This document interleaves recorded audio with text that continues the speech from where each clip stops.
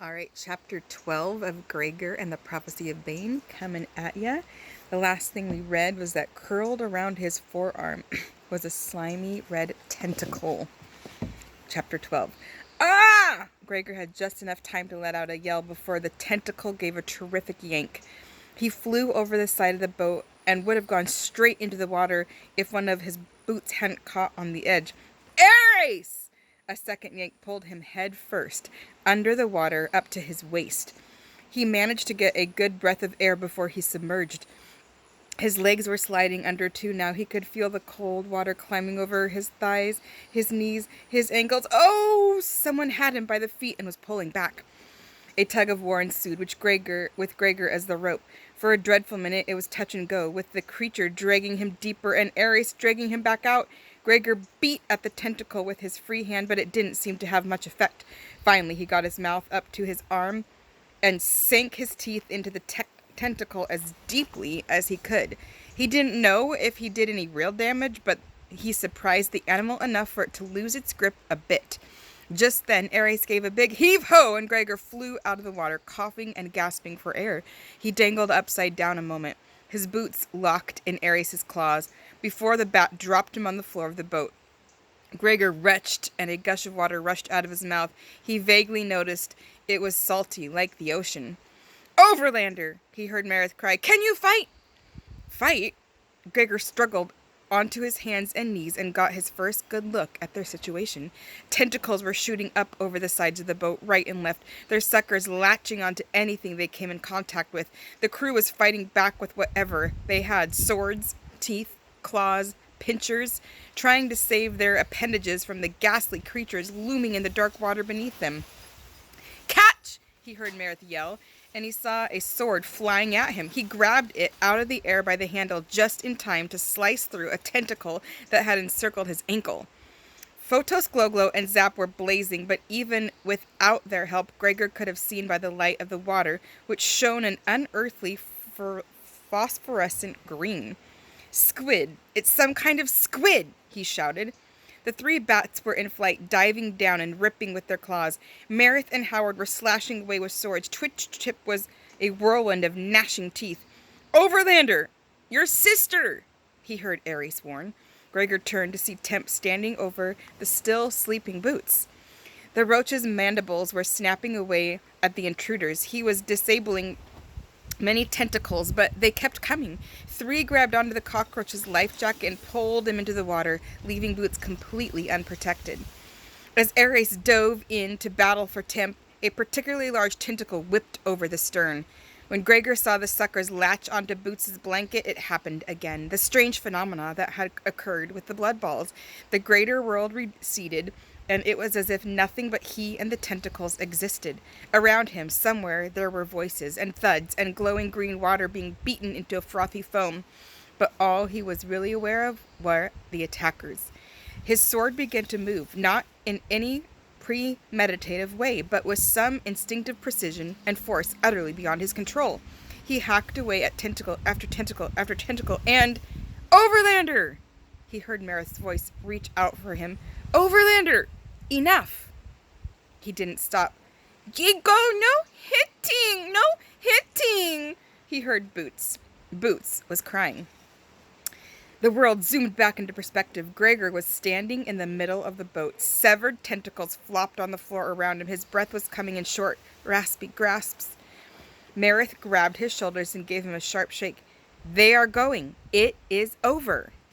Gregor's arm, the one the squid had caught, not the one holding the sword, throbbed. 4 angry red circles, sucker marks, swelled on his forearm.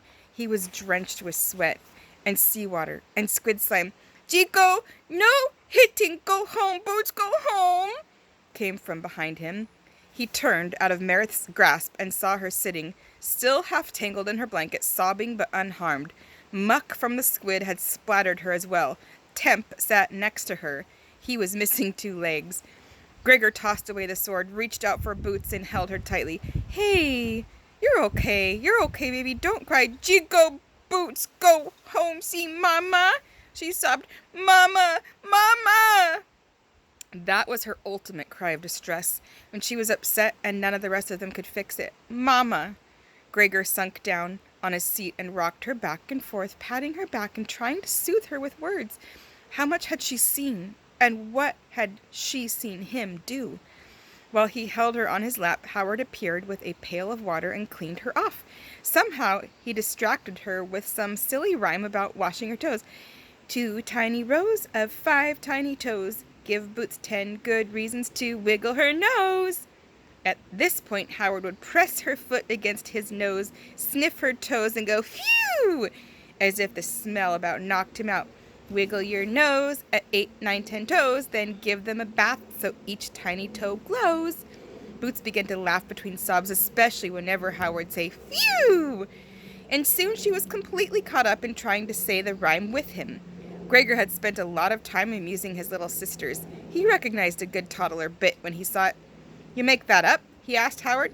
"Yes, for Chim." "It was always hard to get her to take baths," said Howard, avoiding his gaze. It crossed Gregor's mind that he had not been particularly nice to Howard.